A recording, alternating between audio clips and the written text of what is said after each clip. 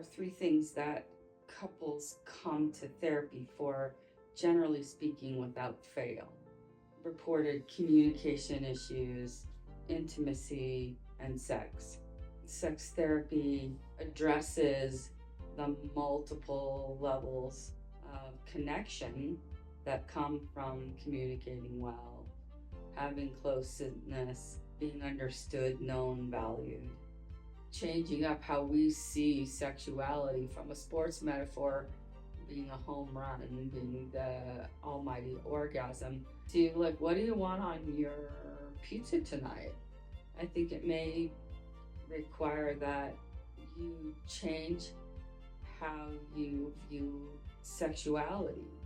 Scott Miller researches the difference between average therapists and those who are cutting edge, and the most valuable change is when people feel seen, heard, known, valued, understood.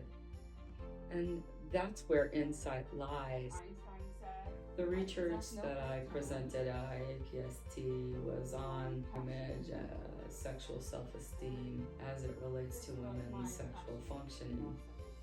Body image has an enormous impact on sexual self-esteem. Well, the research shows that there are a number of factors that impact body image. That's media, like social media, like television, print ads, magazines, right?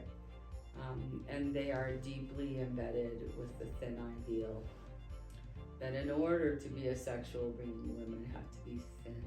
The impact of those types of messaging on some individuals can and very much does impact how they see their bodies, how they see themselves, how they see themselves as sexual beings, and result in a number of things like vulvodynia and vaginismus and dyspareunia, and in conjunction with trauma and shame can put their bodies and the way they interpret their somatic signals. These culmination of things lead to spectator injuries and an overall evaluation of how my body looks, feels, and what it should be doing ultimately leads to us being in our heads. As I said at the end of my presentation, if we are in our heads, we are not in our beds enjoying our bodies. And I think there needs to be some dismantling around how women see their bodies, that they can find peace within their bodies and in their minds. And I think that's asking great questions and making small changes. Intimacy is more about emotions. It's more about like how you feel when you're with your partner. It's about trust, acknowledging, validating, and normalizing each other's experience, like, is key.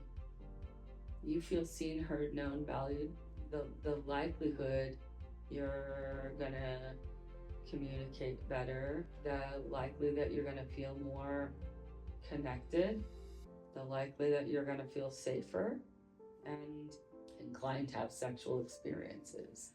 I chose to be a supervisor of other therapists for the reason that I wanted new therapists to be able to ask the scariest of questions in an atmosphere where they weren't going to be judged.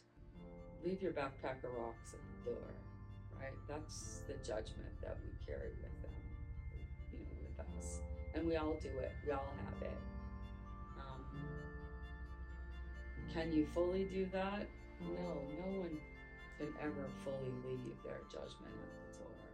But in terms of working